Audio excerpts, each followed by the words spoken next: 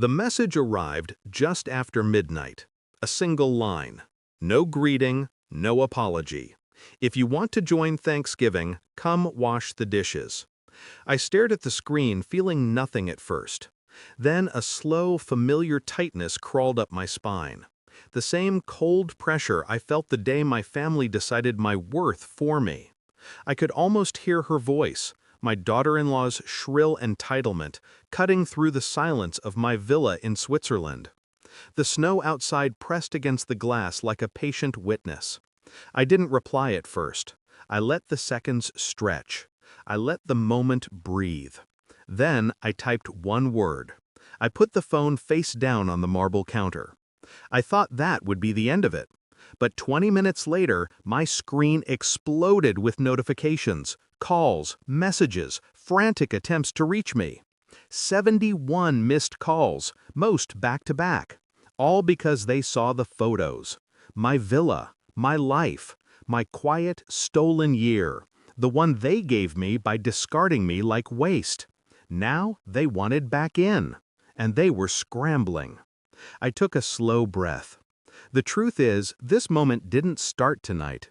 It began 1 year ago, in an office that didn't deserve me, with a man who pretended to be my father-in-law, but was really just another coward hiding behind power he didn't earn.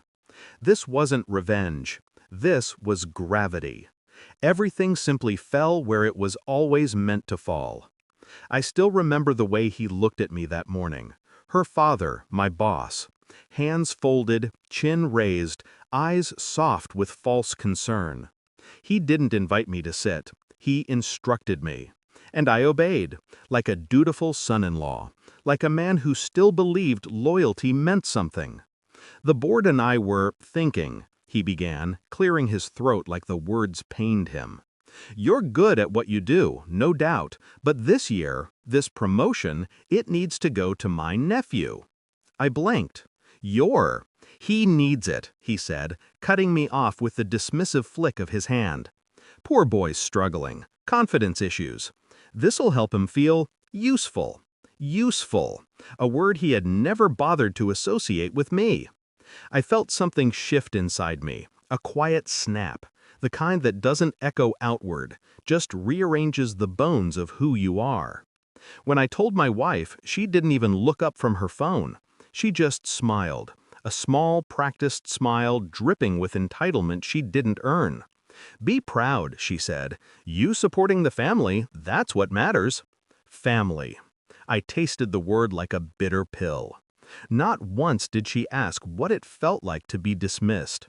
Not once did she wonder what it cost me.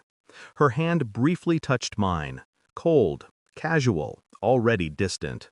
I'll tell Dad you're on board, she said. I didn't argue.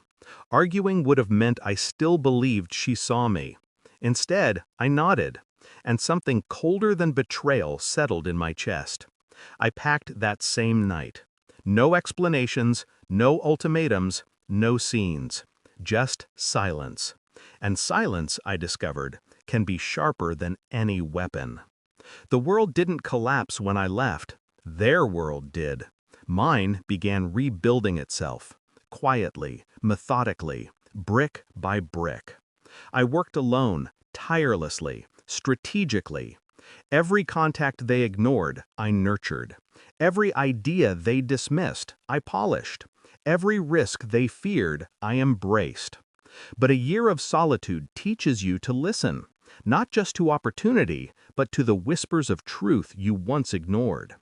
There were signs I had missed, small inconsistencies, odd behaviors, conversations that died the second I entered the room. I began revisiting them in my mind, tracing them back like investigator on a crime scene of my own life. Her late-night work calls, her father's sudden insistence that I not worry about finances, her phone always face down, the nephew's smug smile the day I was dismissed. The silence between my wife and me that had grown so gradually I mistook it for routine. I didn't confront, I didn't accuse, I observed. Every message she sent felt rehearsed. Every call felt like an obligation. And on the rare night she asked where I was, her voice cracked just a little, as if she feared the answer. Good. Let her worry. My exterior remained calm, professional, controlled. But inside, I mapped everything.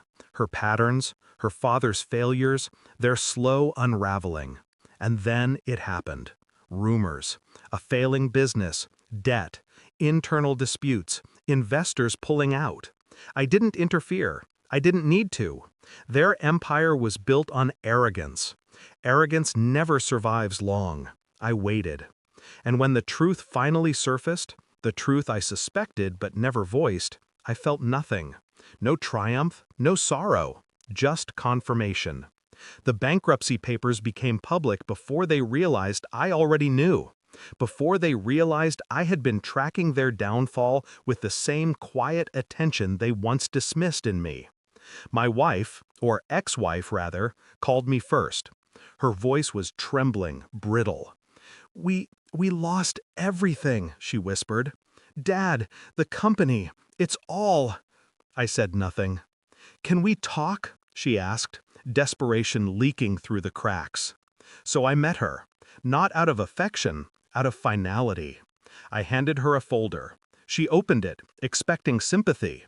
Instead, she found bank statements, my contracts, my success, the life I built without them. Her eyes widened, her mouth fell open. How did you?" "I left," I said, "and I stopped believing in limits you placed on me." Her face crumbled, her voice broke. But I stayed composed, detached, a witness, not a participant. Her betrayal years ago was never loud. It was quiet, persistent erosion. Now she finally understood how silence feels when it cuts both ways. Tonight, when the photos of my villa reached them, the marble floors, the alpine sunsets, the life they tried to deny me, my phone lit up like a dying star gasping for relevance. Her father called, her mother, her, the nephew, even the daughter-in-law. They wanted access, forgiveness, a chance to pretend they had never pushed me aside. But entitlement sounds different when it's begging. I let the calls ring, all 71 of them. Not out of cruelty, out of closure. Every ring was a reminder they only reach for me when they need something, and I no longer need them. The snow outside has softened. Silence fills every corner of this villa. Peace, real peace, sits with me like an old friend finally returned. They taught me something valuable. Some betrayals are gifts wrapped in lies. If they hadn't tried to confine me, I never would have learned how far I could go without them. My phone buzzes again. I don't look. I don't need to. I already know what I'll never say to them. You only cared when I became useful. Instead, I let the phone fall silent, and I whisper the truth that finally feels like freedom.